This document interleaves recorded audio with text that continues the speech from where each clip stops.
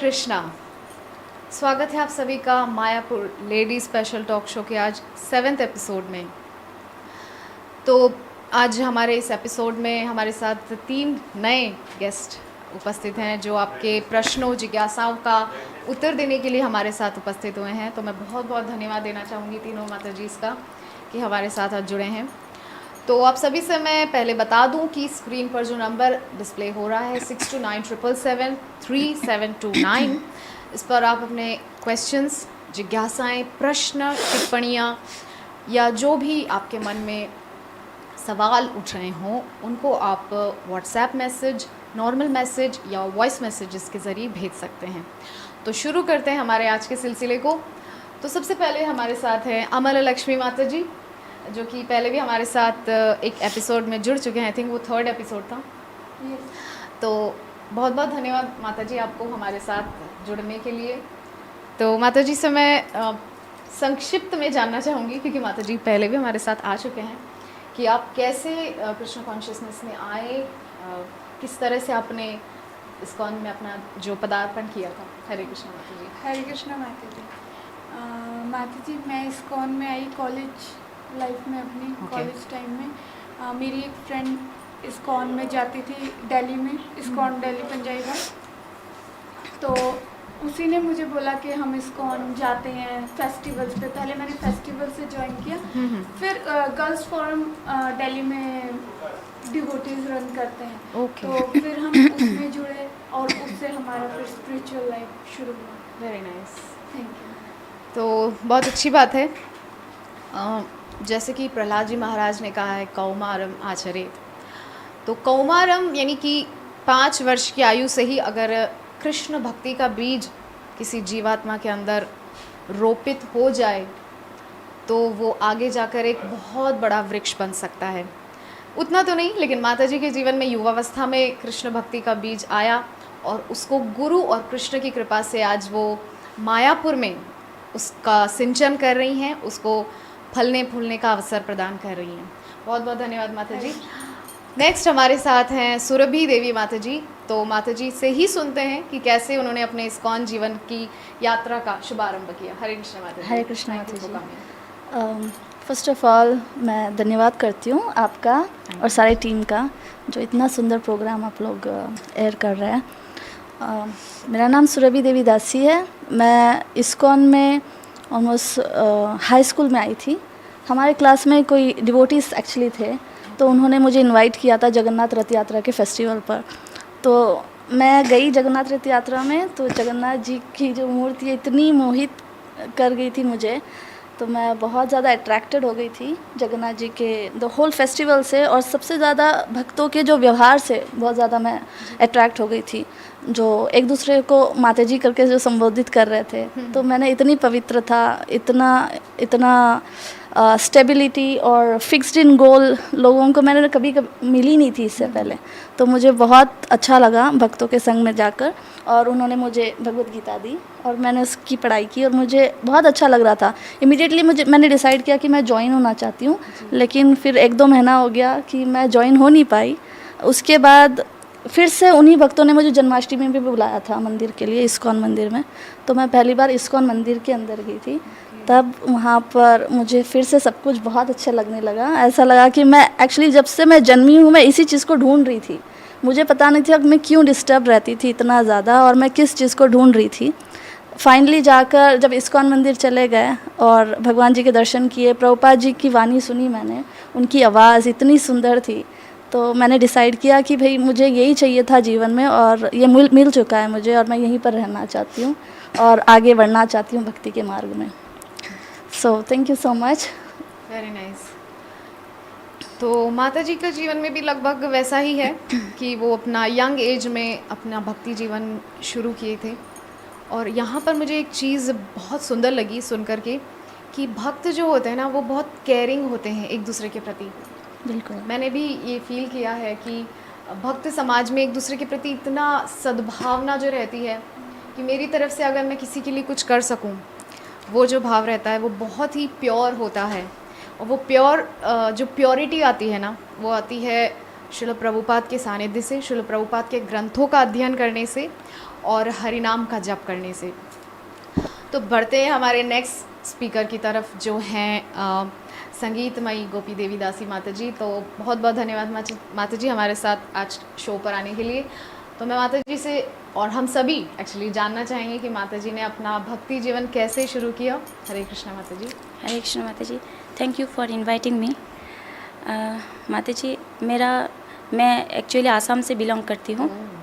तो मैं जब 10th ग्रेड में थी, बोर्ड एग्ज़ाम दे रही थी, तब एक इस्कॉन का भक्त लोग हमारे वहाँ पर गए थे।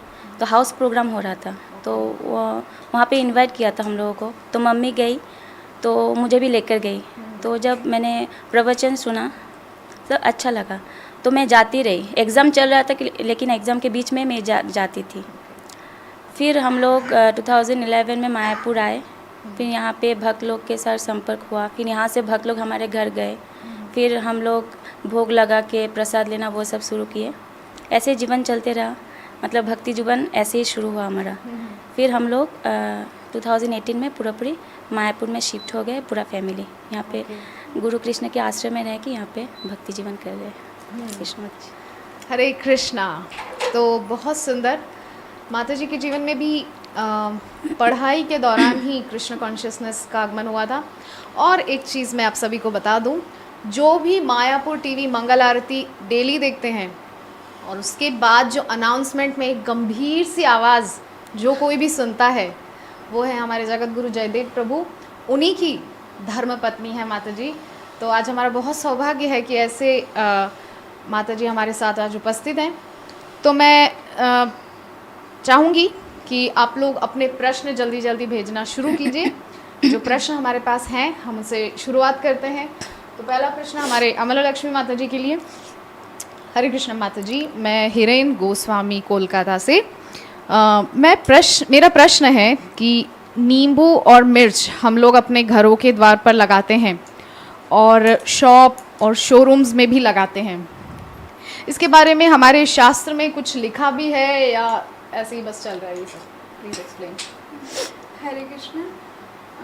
नींबू और मिर्ची एक तरीके से ये बस ऐसे चला आ रहा है कि नींबू और मिर्ची से नज़र उतरती है। जी जी। तो बड़ों का ऐसा मानना है, शास्त्रों में मैंने कभी नहीं पढ़ा ना, मैंने किसी लेक्चर में ऐसा सुना है कि कहीं वर्णन है। बस ये एक मान्यता है कि नींबू मिर्ची से नज़र उतरती है, तो हम लोग सब अपनी शॉप पे या घर में नज़र से अपने घर को या शॉप को बचाने के लिए वो लगाते हैं।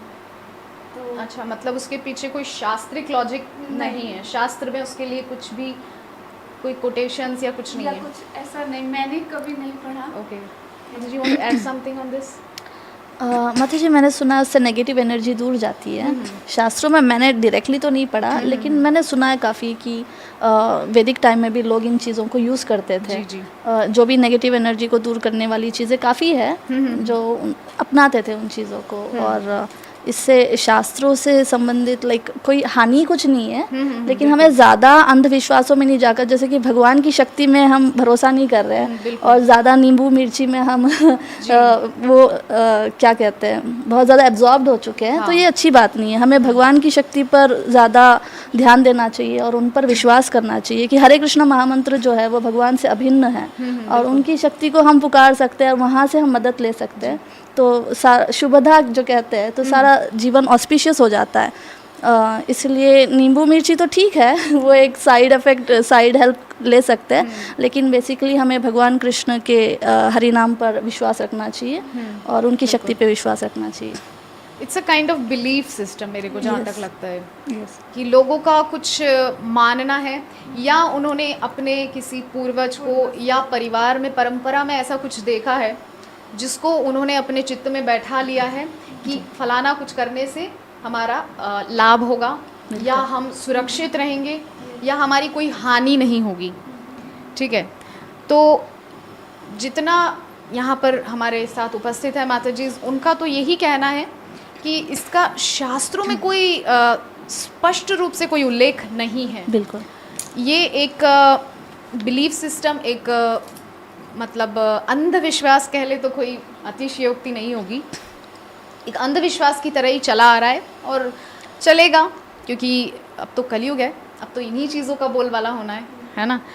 आगे बढ़ते हैं। नेक्स्ट क्वेश्चन हमारे सुरभि माता जी के लिए, why we are in this world. Explain माता जी। To learn a lesson.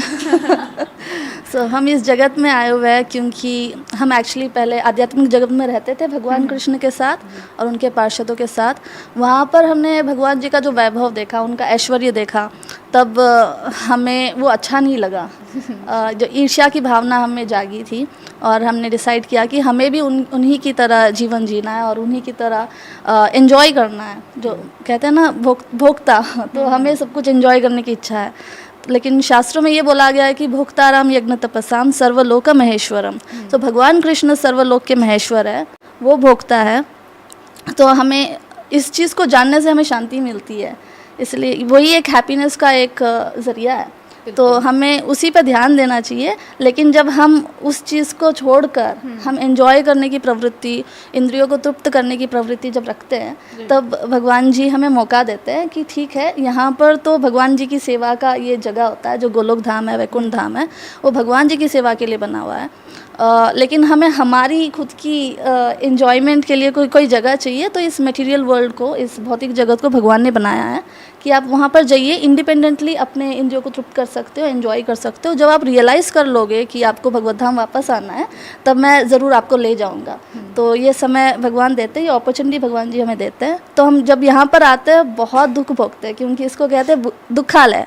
जैसे हम देखते हैं कि पुस्तकालय है, भोजनालय है, पुस्तकालय में हमें पुस्तकें मिलती है, भोजनालय में हमें अच्छा सा भोजन मिलता है, और इस जगत में हमें दुख मिलता है। तो हम यहाँ पर दुख भोगने आए हैं।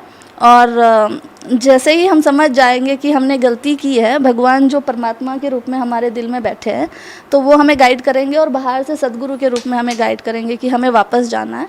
इसलिए हम जब मटेरियल वर्ल्ड में आ चुके हैं, फंस चुके हैं, हमारी ही गलती है, हमें रियलाइज़ करके वापस जाना है। Thank you. तो बहुत सुंदर। देखिए माता जी ने पूरा सोल्यूशन आपको दे दिया। आपका जो क्वेश्चन था उसका आंसर तो आपको मिला ही, लेकिन उस समस्या का समाधान भी आपको मिल गया कि हम इस जगत में क्यों हैं, और इस जगत से निकलने का प्रयास भी करना है। इस जगत में ही अटके नहीं रहना है कि इस जगत में ही आसक्त होकर के पड़े हुए हैं।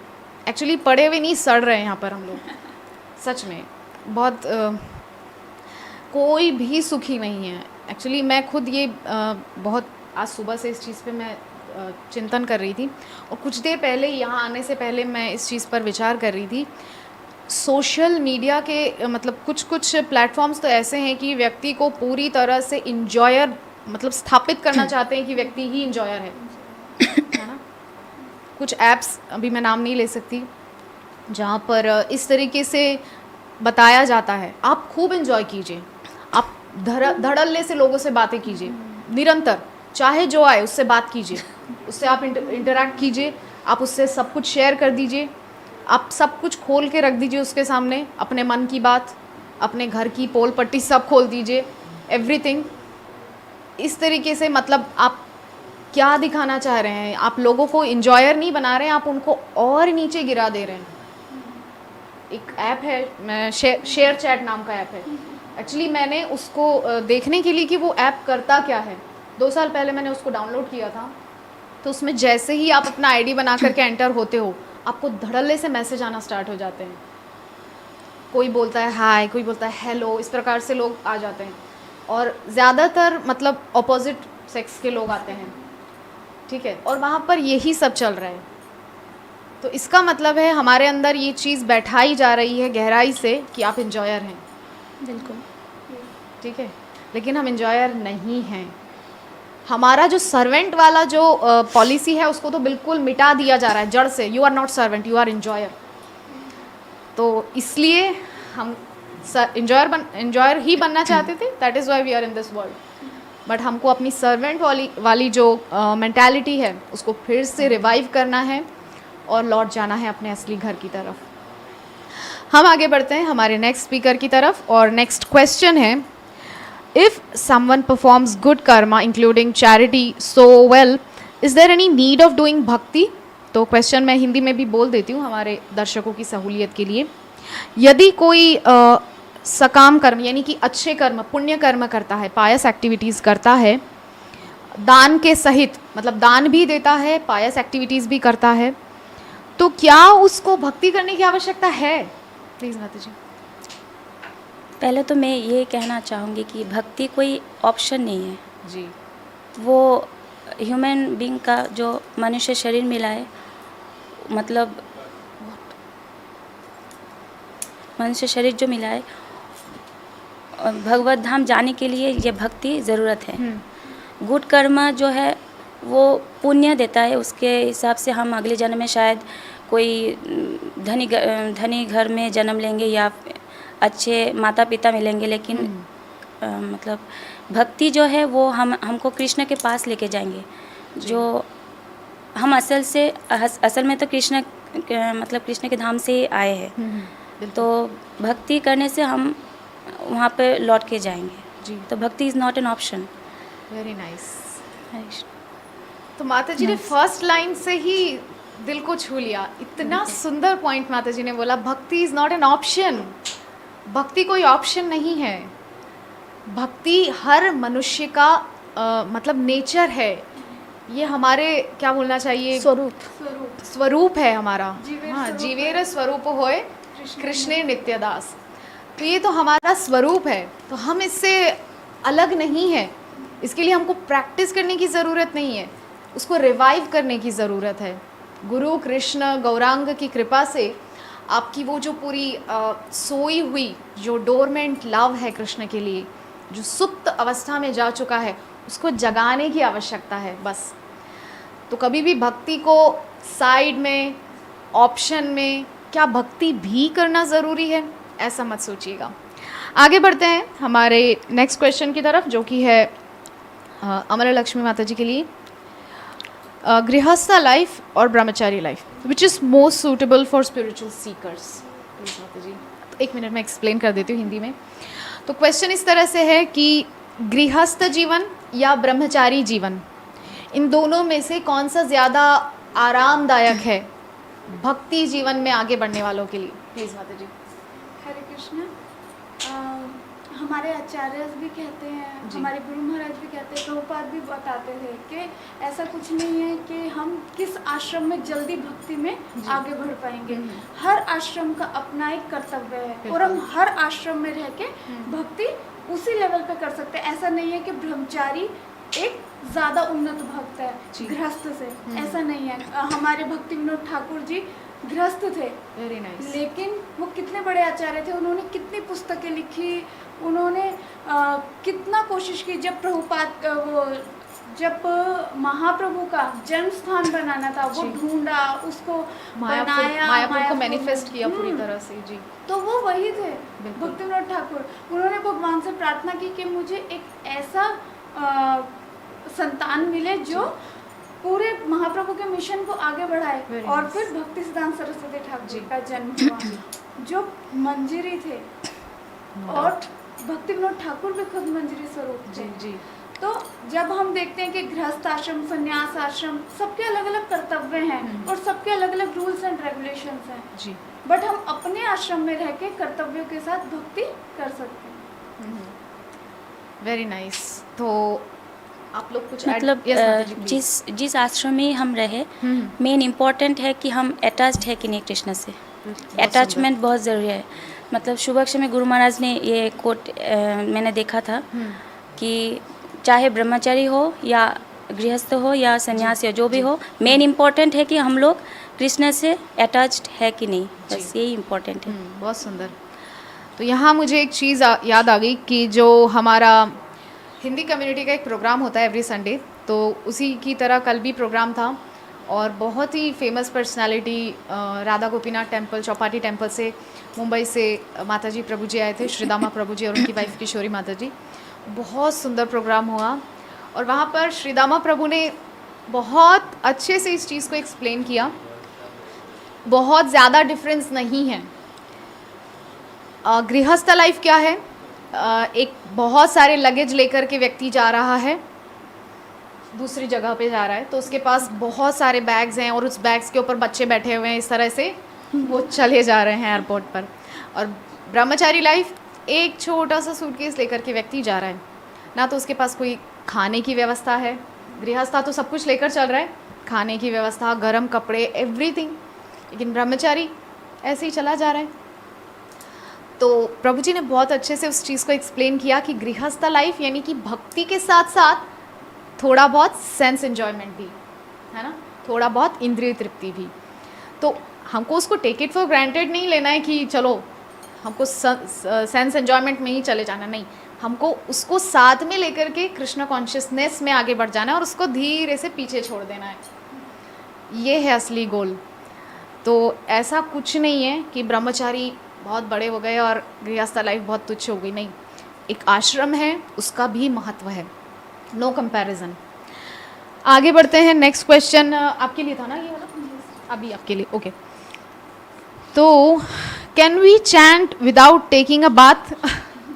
Please yes, we can chant, हम लोग जाप कर सकते हैं, क्योंकि हरे कृष्ण महामंत्र जो है ये शरीर से संबंधित नहीं है, लेकिन साथ ही साथ ये समझना चाहिए कि ये बहुत ही पवित्र नाम है और हम भगवान को संबोधित कर रहे हैं। तो जितनी क्लीन अवस्था में, जितनी शुद्ध अवस्था में हम हरि नाम करेंगे उतना ही हमारे लिए अच्छा है, हमारी चेतना के लिए अच्छा है।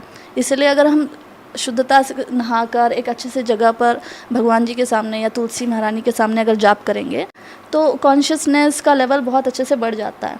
लेकिन किसी कारण अगर बीमार हो या फिर आप जहाँ पर रहते हो बहुत ज़्यादा ठंड है, तो आप नहाने धोने पे ज़्यादा ध्यान नहीं देकर हरे कृष्ण महामंत्र पे ध्यान देंगे तो आपका ज़्यादा भला होगा। क्योंकि भगवान तो माँ समान है, तो माँ अपने बच्चे को कितनी भी बुरी अवस्था में नज़दीक लेती है, जितना भी वो गंदगी करता है फिर भी नज़दीक लेती है। तो भगवान माँ समान है, तो इसलिए हमें हरे कृष्ण महामंत्र पे ध्यान देना चाहिए, ना कि हमारे फिजिकल कंडीशन पे ध्यान देना चाहिए। साथ ही अगर पवित्रता मेंटेन करते हैं तो उसका भी एक अच्छा सा बेनिफिट रहता है। तो सभी लोग बिना नहाए भी जाप कर सकते हैं, लेकिन कोशिश करें नहाकर जाप करने की। बहुत सुंदर। तो माता जी ने बहुत ही सुंदर यहाँ पर इस चीज़ का समाधान दिया है। आप बिना नहाए भी जप कर सकते हैं, लेकिन अगर नहा कर किया जाए तो सोने पर सुहागा, वैसी बात हो जाएगी। नेक्स्ट क्वेश्चन हमारे संगीतमयी माता जी के लिए हम लेंगे। Does Krishna accept us if we can be initiated in this life? क्या कृष्ण हमें स्वीकार करते हैं अगर हम दीक्षित भक्त नहीं हैं तब भी? प्लीज़ माता जी। कृष्णा मतलब उनको सुख मिलता है अगर हम उनके नाम जप करेंगे, उनका हरि कथा सुनेंगे तो। लेकिन हमारे जीवन में गुरु का बहुत इम्पोर्टेंस है, हमारे जीवन में गुरु का बहुत इम्पोर्टेंस है, और कृष्ण ही गुरु के रूप में हमारे जीवन में आते हैं हमको उनके पास लेके जाने के लिए। तो guru is important in our life. जैसे कि हम कोई बोट में बैठे हैं, गुरु हमारे बोट के कैप्टन हैं। Very nice. तो बिना कैप्टन के हम डेस्टिनेशन पे पहुंच नहीं सकते। तो मेरे अंडरस्टैंडिंग से ये है कि गुरु की बहुत ज़्यादा ज़रूरत है, क्योंकि गुरु ही हमें प्रवेश देते हैं भगवत धाम में। अगर बिना गुरु के अगर हम जाप करते हैं तो काफ़ी अच्छी बेनिफिट्स मिलती है जीवन में, जैसे दुखों से दूर होते हैं, हम पैसे की कोई कमी नहीं पड़ती, सब अच्छी बात है। लेकिन भगवत धाम में एंट्री मिलना वो सिर्फ गुरु ही दे सकते हैं, क्योंकि पासपोर्ट या वीज़ा उन्हीं के पास होता है, उसके बिना हम एंट्री नहीं ले सकते। सही है। और यहाँ एक चीज़ और भी समझने वाली है कि जब तक हम लोग श्रील प्रभुपाद की बुक्स नहीं पढ़े थे तब तक क्या हम ये सब जानते थे? कोई भी नहीं जानता था। बिल्कुल नहीं। सुप्रीम पर्सनालिटी ऑफ गॉडहेड कौन है, सब लोग बिविल्डर्ड थे। कोई कहता था शिव जी परम शक्तिमान, बस अरे हमारी तो काली मैया है, बस हमारा तो काम हो जाएगा। लेकिन जब एक बोनाफाइड गुरु, एक स्पिरिचुअल मास्टर, एक ऐसा आचार्य हमारे जीवन में आया जैसे कि श्रील प्रभुपाद, उन्होंने हमें पूर्ण रूप से इस चीज़ को बता दिया कि एकमात्र Krishna is the supreme personality of godhead, तो वो काम तो गुरु ही करेगा ना। हम लोग थोड़ी जानते थे कौन है कृष्ण। जैसे एक माता जी कल मेरे को एग्जाम्पल दे रहे थे, मेरी गुरु बहन है, तो वो बता रहे थे कि मान लीजिए हमारे घर के द्वार पर आकर के कन्हैया खड़े हो जाएं, कृष्ण खड़े हो जाएं, है ना, छोटी सी धोती पहनी हुई है, जैसे माधव को पहनाते हैं ना, कभी कभी घुटनों से ऊपर तक धोती पहनाते हैं, ऊपर कुछ नहीं है, जस्ट ऐसे मालाएं लटकी हुई है, कमर में केले की एक बांछे केले का, है ना, और ऐसे आ गए हमारे द्वार पर, तो हम लोग थोड़ी जानेंगे कि वो कृष्ण है। बिल्कुल। हम लोग सोचेंगे कि ये तो कोई ड्रामा कंपनी में काम करने वाला लड़का है जस्ट आकर के हमसे कुछ पूछ रहा है, लेकिन अगर भगवान का असली जो स्वरूप है हमको गुरु नहीं बताएंगे, हम लोग थोड़ी समझ पाएंगे उस चीज़ को। तो डेफिनेटली गुरु की आवश्यकता हमें जीवन के हर मोड़ पर है। नेक्स्ट क्वेश्चन अमल लक्ष्मी माता जी के लिए। What is the process of wearing कंठी माला? कंठी माला पहनने की क्या प्रक्रिया है? प्लीज़ माता जी। कंठी माला पहनने की ऐसी कोई प्रक्रिया नहीं है, ये शास्त्रों में भी दिया हुआ है कि कंठी माला हम पहन सकते हैं, कोई भी पहन सकता है, कोई भी धारण कर सकता है। लेकिन जब हम तुलसी माला को पहनते हैं, तो तुलसी महारानी एक शुद्ध भक्त हैं। तो तुलसी महारानी जब शुद्ध भक्त हैं तो हमारा ये धर्म है कि हम शुद्ध भक्त के खिलाफ, शुद्ध भक्त के प्रति कोई अपराध ना करें। इसलिए कोई भी जो वो नहीं ग्रहण करते या फिर जो उनके लिए ठीक नहीं है वो हमें नहीं ग्रहण करना चाहिए, क्योंकि हमारे कंठ में होती है तुलसी माला। तो जब हम कुछ गलत खाएंगे तो वो हमको अपराध लगेगा। तो इसलिए हमें कंठी माला जब हम पहनते हैं तो हमें कोई भी, जैसे प्याज लहसुन ये सब तामसिक होता है, नॉन वेज ये सब नहीं ग्रहण करना चाहिए, कोई भी इंटॉक्सिकेशन हमें नहीं लेना चाहिए। तो ये हमें रूल्स फॉलो करने चाहिए। अच्छा, तो इनका क्वेश्चन था कि प्रक्रिया क्या है कंठी माला पहनने की, तो उस पर अगर आप थोड़ा और अच्छे से बता पाएंगे तो। प्रक्रिया ऐसा नहीं है, हम कोई भी कभी भी डाल सकता है। बस उसके बाद जैसे अगर हमारा आज मन करे कि हम कंठी माला पहने तो हम आज भी पहन सकते हैं कंठी माला, तुलसी माला। लेकिन बस उसके बाद हमें ध्यान रखना चाहिए कि हमने एक भगवान के शुद्ध भक्त को ग्रहण किया है, अपने गले में धारण किया है, तो हम जो भगवान को ऑफरिंग हो या जो भगवान को नहीं पसंद, उनके भक्तों को नहीं पसंद, वो हम ग्रहण ना करें। Very nice. तो आप कुछ ऐड करना चाहेंगे माता जी? इसका प्रोसेस बहुत ही सिंपल है। आपको इस्कॉन मंदिर जाना है, वहाँ पर कंठी मालाएँ मिलती है, बहुत ही कम दाम में, उसको ख़रीदना है और उसको आप पहन सकते हो। साथ में उसको स्पेशल बनाने के लिए आप भगवान के चरण में उस कंठी माला को ऑफ़र कर सकते हो और फिर बाद में ऑफर्ड कंठी माला को आप पहन सकते हो। ये ऐसा कोई स्पेशल इसके अंदर टैग नहीं है कि आपको गुरु ही कंठी माला देंगे या फिर कोई कंठी माला देंगे। अगर आपकी इच्छा होती है कि आप आज से पवित्र जीवन शुरू करना चाहते हैं तो आज ही कंठी माला खरीदिएगा, भगवान के चरणों में रखिएगा, उनकी आशीर्वाद लीजिएगा और उसको पहन लीजिएगा। Very nice. तो हमारे दोनों माता जी ने आपको स्पष्ट रूप से इस चीज़ के बारे में समझा दिया है कि कंठी पहनने के लिए वैसे कोई बहुत बड़ा विधान करने की आवश्यकता नहीं है। एकमात्र नियम ये है कि अपने जीवन में जितना हो सके पवित्रता और शुद्धता को आप धारण कीजिएगा। तो नेक्स्ट क्वेश्चन हमारे सुरभि माता जी के लिए है। Why does God not respond to our prayers when we need him most? तो कृष्ण यानी कि भगवान हमारी प्रार्थनाओं को क्यों रिस्पॉन्ड नहीं करते हैं, मतलब प्रतिक्रिया नहीं देते हैं, जबकि हमें उनकी सबसे ज़्यादा आवश्यकता होती है? प्लीज़ माता जी। ये बहुत ही सुंदर प्रश्न है माता जी। ये बहुत लोग जो आध्यात्मिक जीवन में जुड़ते हैं तो सारे लोगों को ये प्रश्न होता है कि भगवान जी ने मुझे रिस्पॉन्ड नहीं किया। तो सबसे पहले तो मैं ये बता दूं कि भगवान हमारी ड्यूटी है कि उनसे प्रार्थनाएं करना और उनसे हेल्प मांगना। अब ये उनकी ड्यूटी नहीं है कि सारे मतलब सेवक की तरह आपके सारे प्रार्थनाओं को, आपकी बड़ी सारी लिस्ट को उसको फुलफिल करने में लग जाए। ये उनकी ड्यूटी नहीं है। लेकिन वो फिर से मैं कहती हूँ कि वो माँ समान है। जैसा हमारी ज़रूरत होती है उसके हिसाब से वो सही समय पे वो रिस्पॉन्ड करते हैं। तो हमें उस पेशेंस को मेंटेन करके रखना चाहिए।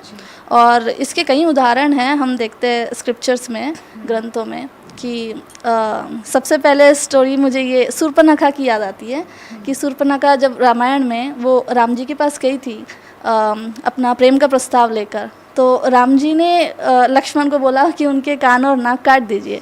तो ये तो ऐसा लग रहा है कि ना वो बहुत, गौरगोविंद स्वामी महाराज इस चीज़ को बहुत ही डीपनेस के साथ समझाते हैं। गौरगोविंद स्वामी महाराज जो श्रील प्रभुपाद के शिष्य है, तो उन्होंने बहुत अच्छे से इसका उल्लेख दिया है किताबों में।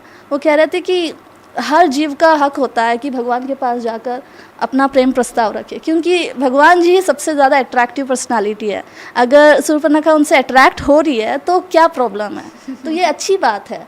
ऑफकोर्स उनके जो अप्रोच करने का जो तरीका था वो सही नहीं था, लेकिन नेचुरली जो भगवान से अट्रैक्ट हो रही है तो अच्छी बात है। लेकिन भगवान ने उनके साथ अच्छा सा व्यवहार नहीं किया तो ये कहा जाता है। लेकिन भगवान जी का एक स्पेशल प्लान चल रहा था, बैकग्राउंड में उनका एक स्पेशल प्लान था कि इस जीवन में तो वो मर्यादा पुरुषोत्तम है, तो ये उनकी इच्छा पूरी नहीं कर सकते, लेकिन आगे के जीवन में जब भी मौका मिलेगा भगवान जी ने उनके लिए बहुत अच्छा स्पेशल प्लान किया था। तो जब द्वापर युग आ गया, जब भगवान कृष्ण स्वयं आए थे यहाँ पर इस धरती पर, तब वो आई थी कुब्जा बनकर। तो भगवान ने उस समय भी उसको है ना बहुत ही डिसमेंटल बॉडी दिया था, कि उनका फिगर बिल्कुल अच्छा नहीं था, वो बहुत ही एक अगली पर्सनालिटी की तरह जन्मी थी। भगवान ने इस पर भी होना बोल के उनको ऐसा करके शरीर दिया था कि कोई जो पुरुष है उनको अप्रोच ना करे। तो कोई अप्रोच नहीं कर रहा था ताकि वो पवित्र है, जब भगवान जी आएंगे तब उसको अच्छे से स्वीकार सकते हैं। तो भगवान जी जब पहली बार मथुरा में आए थे तब कुब्जा के साथ उनका जब भेंट हुआ तो थोड़ा सा खेल होने के बाद भगवान ने उनको अपना रियल शरीर दिया।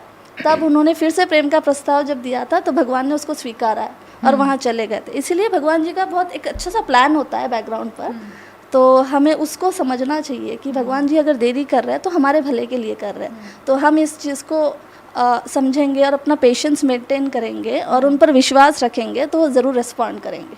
Very nice, thank you. आप लोग कुछ ऐड करना चाहेंगे? मैंने एक लेक्चर में सुना था, जब शूर्पणखा आई थी भगवान के पास, तो उसने पहले भगवान को अप्रोच किया था। भगवान को अप्रोच करने के बाद भगवान ने उनको लक्ष्मण के पास भेज दिया था। फिर लक्ष्मण जी ने वापस उनको राम जी के पास भेज दिया था। फिर उसके बाद उन्होंने सीता को देखा, शूर्पणखा ने सीता महारानी को देखा। तो जब उन्होंने सीता महारानी को देखा तो उन्होंने बोला जब तक ये रहेगी ना तब तक ये दोनों मुझे एक्सेप्ट नहीं करेंगे। तो सीता महारानी को मारने के लिए गई वो, तो तब उसने वहाँ पे वैष्णव अपराध किया, तो इसलिए उसको ये सज़ा मिली कि उसके नाक और कान काटे। Very nice. तो बहुत ही देखिए, सुंदर बात है। एक चीज़ यहाँ पर समझने वाली जो है वो ये है कि भगवान से आप सदैव उम्मीद रखें कि वो आपको रिस्पॉन्ड करें, लेकिन आप सदैव ये बात अपने ध्यान में रखिए कि भगवान स्वराट हैं, स्वच्छंद गतिरीश्वरः, उनकी गति स्वच्छंद है। वो हमारे नौकर नहीं है कि जब हमने पुकारा वो तुरंत आ जाएं।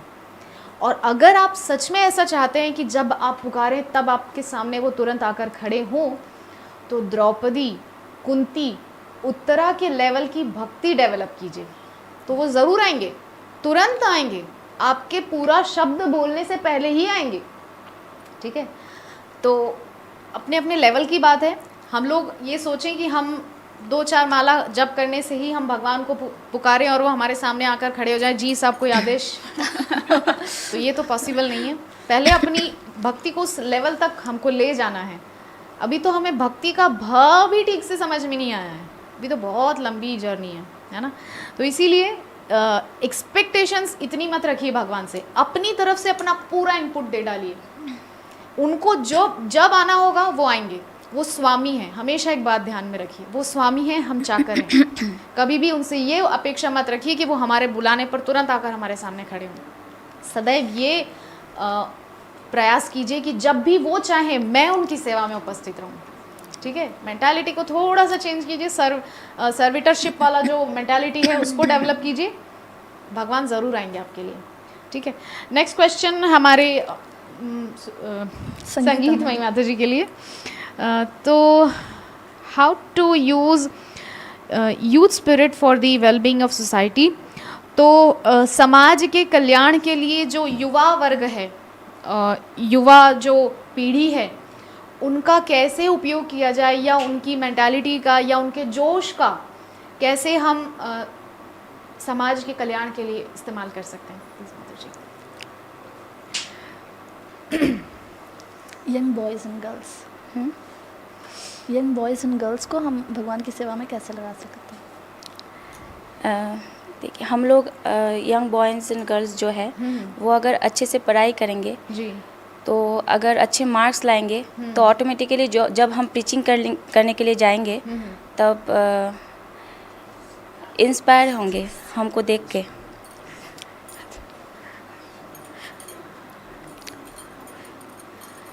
ओके माता जी प्लीज़ कंटिन्यू। इंस्पायर होंगे हमको देख के। अगर हम लोग पढ़ाई अच्छे से नहीं करेंगे तो जब हम टीचिंग करने के लिए जाएंगे तब हमको सवाल करेंगे कि आप अच्छे से पास नहीं हुए इसलिए आप भक्ति में आए।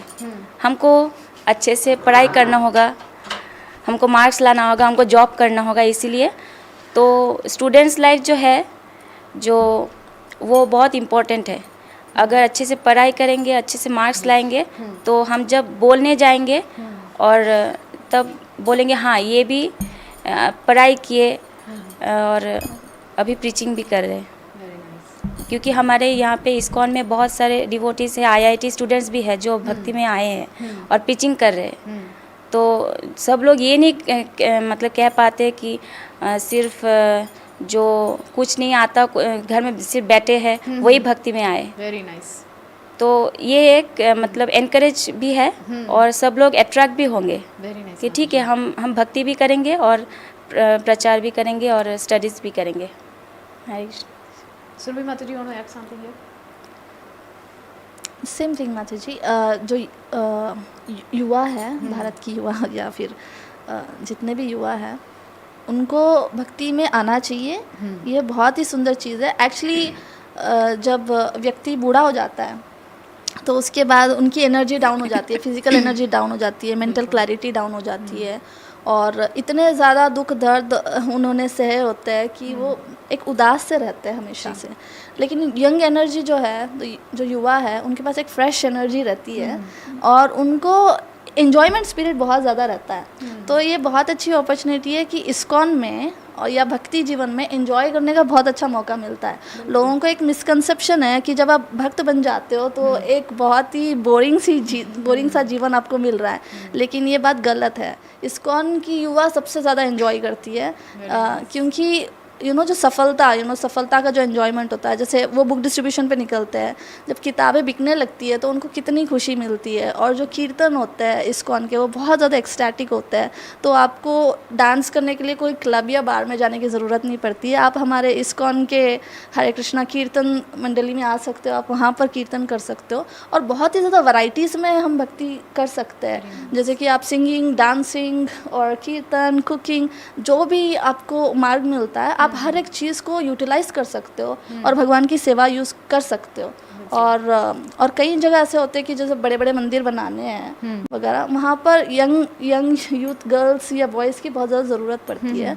तो वो सारे अपना जो पैशन है अंदर और अपने जो स्पिरिट है, जो फ्रेश एनर्जी है, उसको यूटिलाइज कर सकते हैं।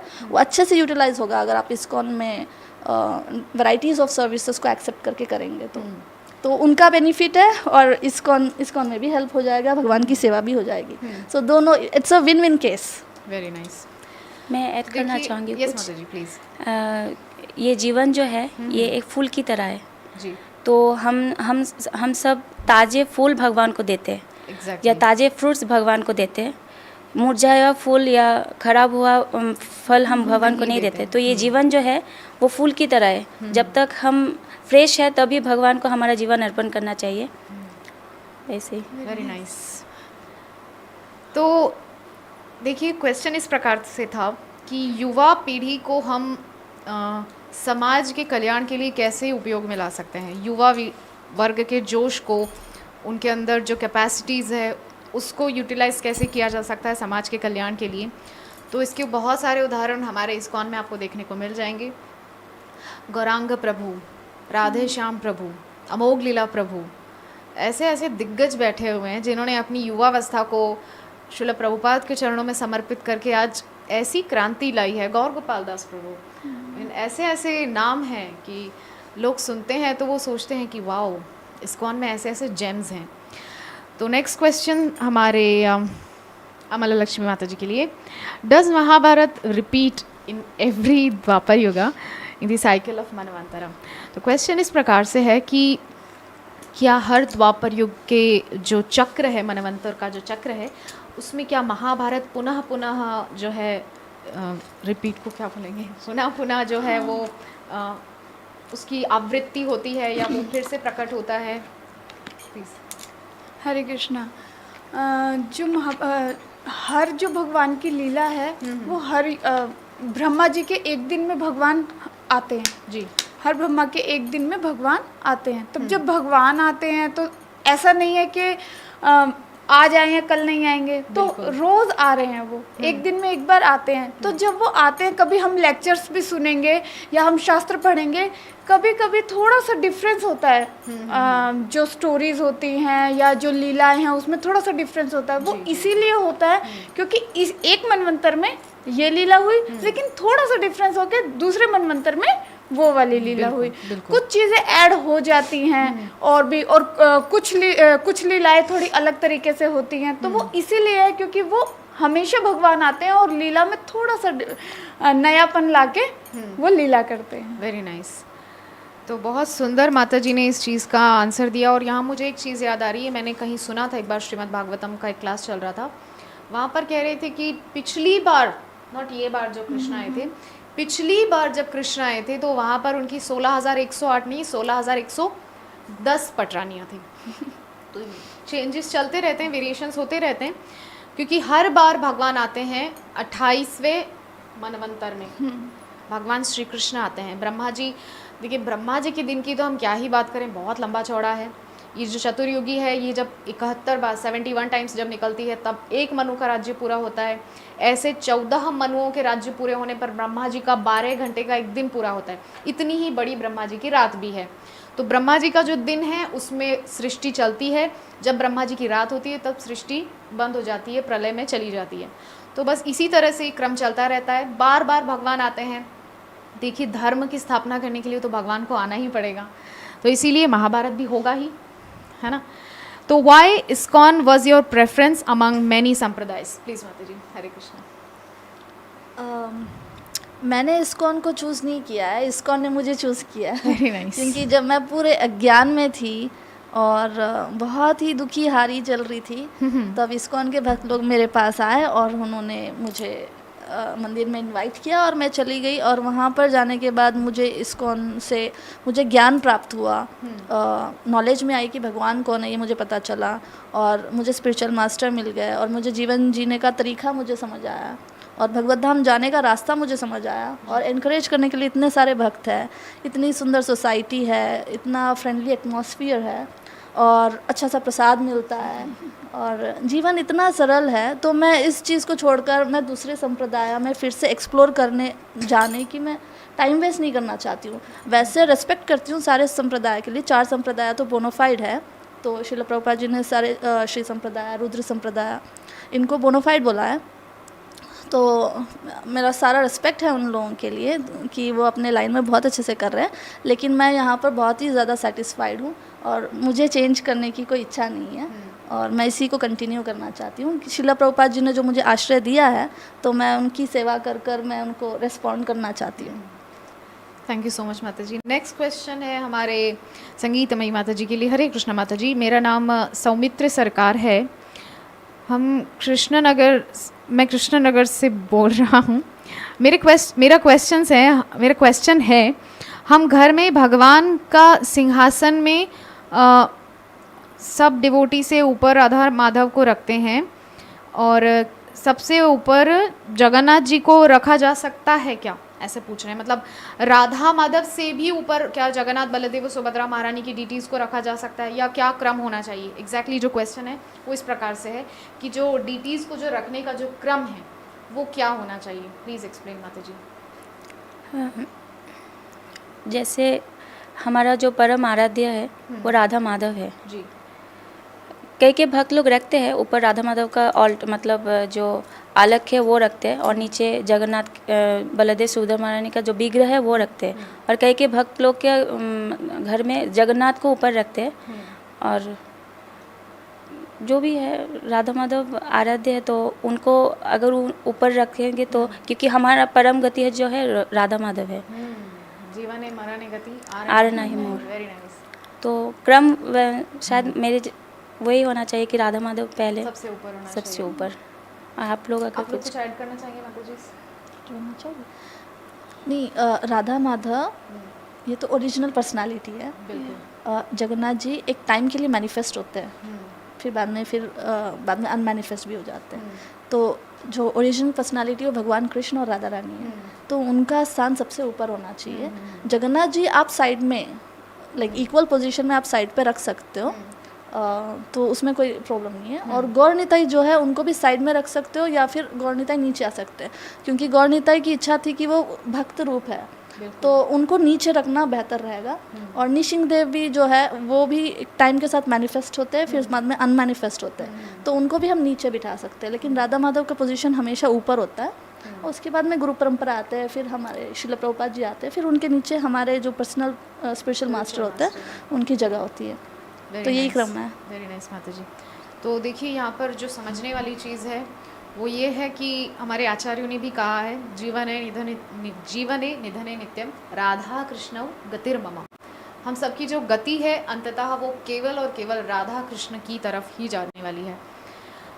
तो यहाँ हम डिस्क्रिमिनेट नहीं कर रहे हैं बिल्कुल कि हम लोग जगन्नाथ बलदेव सुभद्रा महारानी को छोटा कर दे रहे हैं, राधा माधव को बड़ा कर दे रहे हैं, ऐसा कोई भी पर्पज़ या उद्देश्य नहीं है हमारा।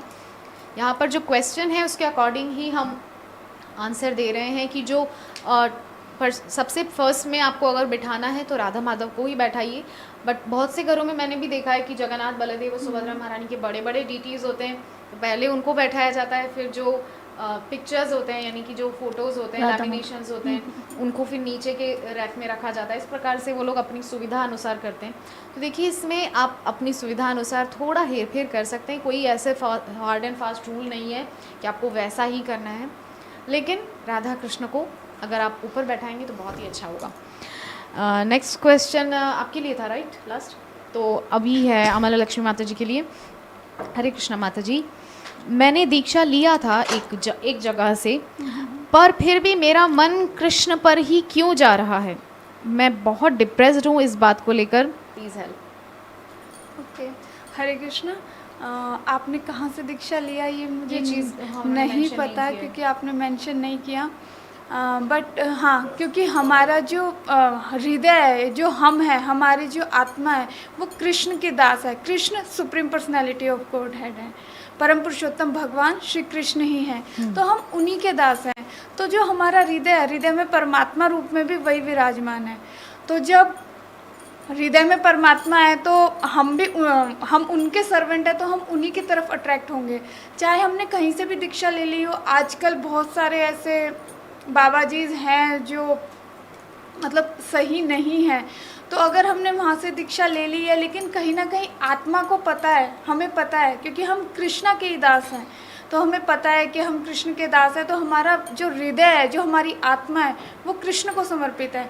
और वो हमेशा हृदय में बैठे परमात्मा हमें इंडिकेशन देते हैं कि सही और गलत क्या है। तो जब हमें सही की इंडिकेशन देते हैं तभी हमें पता लगता है कि हाँ, भगवान कृष्ण ही परम पुरुषोत्तम भगवान है, हमें उन्हीं की शरण लेनी चाहिए। वेरी नाइस माता जी, तो बहुत ही सुंदर आपने जो इसका आंसर दिया। नेक्स्ट क्वेश्चन है हमारी सुरभि माता जी के लिए। तो एक माता जी जो है मेरी गुरु बहन है, बहुत क्लोज है, तो उन्होंने क्वेश्चन बहुत सारे मुझे वॉइस मैसेजेस किए, मैं भूल गई थी उनको लेना, लेकिन अभी मुझे सडनली याद आया, तो मैं आपसे पूछना चाहूँगी। माता जी का क्वेश्चन है कि क्योंकि हमारे अंदर ही भगवान विराजमान हैं जी, परमात्मा रूप में जी, लेकिन फिर भी हम उनसे अपनी परेशानियाँ कष्ट जाहिर ना करके क्यों हम डीटीज़ के सामने बोलने जाते हैं? क्यों हम राधा माधव के सामने या नृसिंहदेव या पंचतत्व या अपने घर में अपने डीटीज़ के सामने बोलने जाते हैं? हम चाहें तो उन्हीं के सामने ये सब चीज़ें जाहिर कर सकते हैं, लेकिन ये ड्यूअलिटी क्यों है? उनके तरफ हमारा उतना झुकाव नहीं है और उनकी तरफ झुकाव है, इसका क्या मतलब है? जो परमात्मा है उनकी एक फंक्शन है कि उपद्रष्टा अनुवृत्ता कि मतलब वो एक विटनेसिंग और साथ में सैंक्शनिंग का काम करने आए हुए हैं। तो जब हमारे हृदय में वो बैठे हैं, वो विटनेसिंग और सैंक्शनिंग का काम कर रहे हैं। और जो भगवान कृष्ण है, जिनके श्री विग्रह है, अर्चा विग्रह है मंदिर में, वो सारे फंक्शंस काम करते हैं। तो हम परमात्मा से भी प्रार्थना कर सकते हैं, वो हमें गाइड करेंगे, और लेकिन उनका एक लिमिटेशन होता है कि वो हमारी इंडिपेंडेंस में, हमारी फंक्शनैलिटी में ज़्यादा वो हस्तक्षेप नहीं करते हैं। तो इसीलिए हमें और वैसे हमारे आचार्यों ने बोला है कि आप जाइए भगवान के सामने प्रार्थना कीजिए, तो हम सरलता से उस चीज़ को मान सकते हैं और उन भगवान जी के सामने प्रार्थना कर सकते हैं। तो बहुत सारे सुंदर ऑप्शंस हैं हमारे पास, हम सभी को यूटिलाइज़ कर सकते हैं। परमात्मा थोड़े लिमिटेड होते हैं, इसीलिए हम सारी चीज़ परमात्मा से हम सारे काम नहीं निकाल सकते। इसलिए हमें भगवान कृष्ण के जो विग्रह है, गौरांगा महाप्रभु या फिर नृसिंहदेव, उनके सामने भी हमें प्रार्थना करना चाहिए, क्योंकि आचार्यों की ये इच्छा थी कि हमें प्रार्थनाएं वहाँ पर ऑफ़र करना है, तो हम वहाँ पर जाकर ऑफ़र करेंगे। तो बहुत सुंदर, मतलब उनका जो कहने का था कि हम डिफ्रेंशिएट क्यों करते हैं, हम अंतर में बैठे हुए परमात्मा को उतना इम्पोर्टेंस नहीं देते हैं और वहाँ विग्रह के सामने, वही चीज़ था। माता जी ने बहुत अच्छे से उस चीज़ को समझा दिया। नेक्स्ट क्वेश्चन हमारे संगीतमयी माता जी के लिए। तो अभी हमारा question, how to do bhakti in a non vegetarian family, please माता जी। हरे कृष्णा। भक्ति में नॉन डिवोटीज फैमिली में अगर रहेंगे तो मतलब भक्ति तो मन का बात है ना। अगर मन से भगवान को हम स्मरण करते हैं तो अपनी बात है, वो बाहर कोई नहीं देख रहा है। तो पहले भगवान ने तो बोला कि मन मना भव मत भक्त हो, आप मन से मेरा चिंतन कीजिए, तो वहाँ से भक्ति स्टार्ट कीजिए। उसके बाद जो भगवान ने बोला वो धीरे धीरे करना है। और प्रतिकूल अवस्था में भक्ति करने का मतलब वो स्ट्रॉन्ग होता है भक्ति। मैंने खुद देखा है कि नॉन डिवोटीज फैमिली में भक्ति करते हैं और प्रार्थना से उनका भक्ति देख के उनके माता पिता सब भक्त लोग सब भक्त बन जाते हैं। तो परिस्थिति जो भी है वो मतलब भक्ति करिए और भगवान से प्रे करिए। वो जो प्रे है वो बहुत पावरफुल होता है। तो भगवान कभी ना कभी आपका प्रार्थना वो सुन लेंगे और अनुकूल परिस्थिति भी आप क्रिएट कर देंगे आपके लिए। Very nice. तो देखिए यहाँ पर माता जी ने बहुत अच्छे से समझा दिया है कि प्रतिकूल परिस्थितियाँ ज़रूर आती हैं जीवन में, लेकिन इसका मतलब ये नहीं कि आप देखिए एक चीज़ ये होती है कि कई बार लोग देखते हैं कि फैमिली वाले अगेंस्ट जा रहे हैं भक्ति के, तो वो उनको या तो उनको नफ़रत करने लगते हैं या उन लोगों से दूर जाने लगते हैं। ऐसा नहीं करना है। नॉन वेजिटेरियन है, ठीक है, आप धीरे धीरे प्रार्थना के माध्यम से और उन लोगों को आप प्रसाद खिलाइए। घर में नहीं बन सकता है तो टेंपल से ले जा कर के खिलाइए। धीरे धीरे सुकृति उनके अंदर जागृत होगी और कहीं ना कहीं किसी समय में जाकर के वो भी आपके अनुकूल होंगे और परिस्थितियाँ सब ठीक हो जाएंगी। और सबसे मेन बात है कि आप अपना आचरण ठीक रखिए। अगर अपना आचरण अगर ठीक रखेंगे तो वो लोग ऐसे आपको देख के इंस्पायर होंगे कि ठीक है वो भक्त लोग के साथ मतलब एसोसिएशन कर रहा है तो कुछ पॉजिटिव दिख रहा है, वो गलत रास्ते में नहीं जा रहे। तो अपना जो आचरण वो ठीक रखिए, नेगेटिव आचरण कुछ मत कीजिए, वो ऐसे ही इंस्पायर होंगे और आपको बाधा नहीं देंगे। बिल्कुल सही, ये पॉइंट माता जी ने बहुत ही सही बोला कि एक तो वो देखेंगे कि ये थोड़ा सा विपरीत जा रहा है परिवार से, वेज खाने लगा है ना, चाय कॉफ़ी लहसुन प्याज सब कुछ छोड़ दिया। अगर वो आपका व्यवहार भी विपरीत देखेंगे ना तो वो सोचेंगे कि भक्त ऐसे होते हैं, हमको नहीं करनी भक्ति, तुम ही बनो भक्त, हमको तो नहीं बनना, हम जहाँ हैं वहीं ठीक है। तो अपने व्यवहार में थोड़ी मतलब मृदुभाषी बनिएगा और इस प्रकार से आचरण कीजिएगा ताकि वो लोग देख करके ही आपको और भक्त बनने के लिए प्रेरित हो जाएं, है ना। तो नेक्स्ट क्वेश्चन आपके लिए था लास्ट, तो अभी है हमारे लक्ष्मी माता जी के लिए। If we pray for someone's bhakti life, does this work?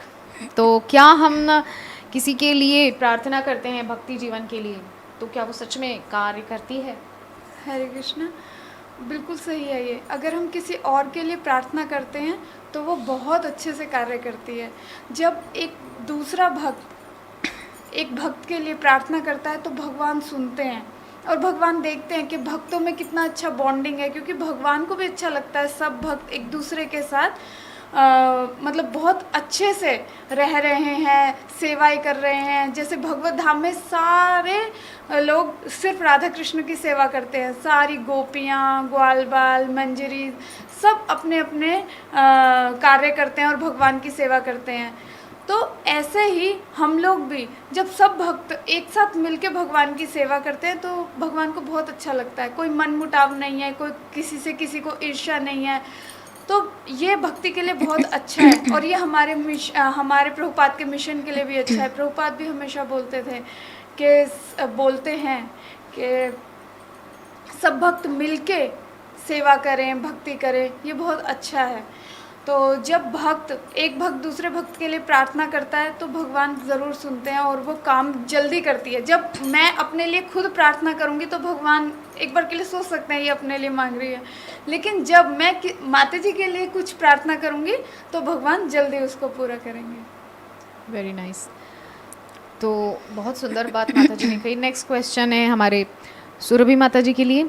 तो what to do if Krishna does not fulfil our wishes? क्या करना चाहिए अगर कृष्ण हमारी विशेस यानी कि कामनाओं को पूर्ण ना करें?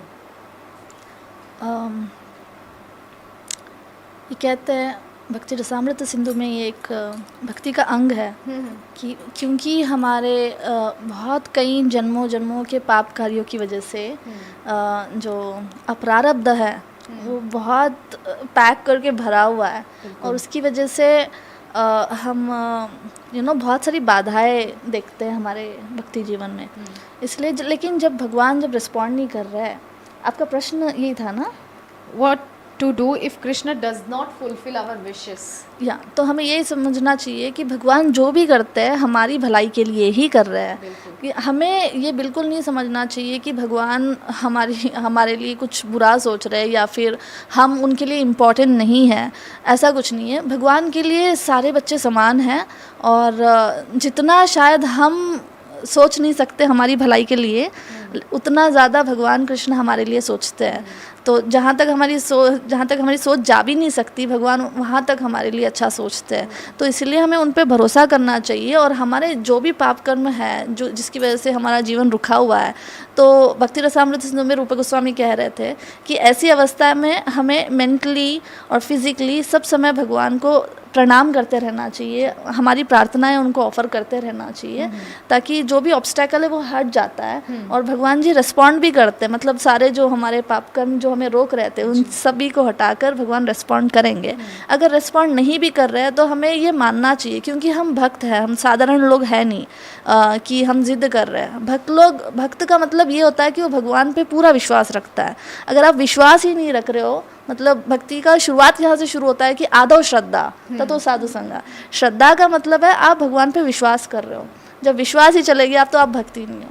तो आप भगवान पे विश्वास रखिए कि जब समय आएगा तो वो रिस्पॉन्ड करेंगे। अगर उन्हें लगता है कि ये चीज़ हमारे लिए अच्छी नहीं है और वो रिस्पॉन्ड नहीं कर रहे हैं तो हमें इसे मान लेना चाहिए। जैसा कोई माता होती है अपने जब बच्चा चॉकलेट के लिए रो रहा है और उसको चॉकलेट खा कर उसके दांत खराब हो चुके हैं सारे, और माँ को पता है कि चॉकलेट इसके लिए अच्छी बात नहीं है, तो वो ज़बरदस्ती मतलब वो कितना भी रो ले माँ चॉकलेट नहीं देती है, क्योंकि वो भलाई चाहती है, बच्चे की भलाई चाहती है। इसी तरह लेकिन अगर बच्चा मैच्योर्ड है और वो रिस्पॉन्सिबल है और वो माँ को समझता है, उनके प्रेम को समझता है, उन पे विश्वास करता है, तो ये मान लेता है कि माँ है ना मेरी अच्छाई के लिए, मेरी भलाई के लिए वो नहीं दे रही है। इसलिए भगवान कृष्ण भी यही करते हैं कि अगर कुछ नहीं दे रहे तो हमारी भलाई के लिए नहीं दे रहे हैं, तो हमें वहाँ पर ज़िद छोड़ना चाहिए, उनको उनकी इच्छा को मान लेना चाहिए और हमारे जीवन को उनके अनुसार आगे बढ़ाना चाहिए।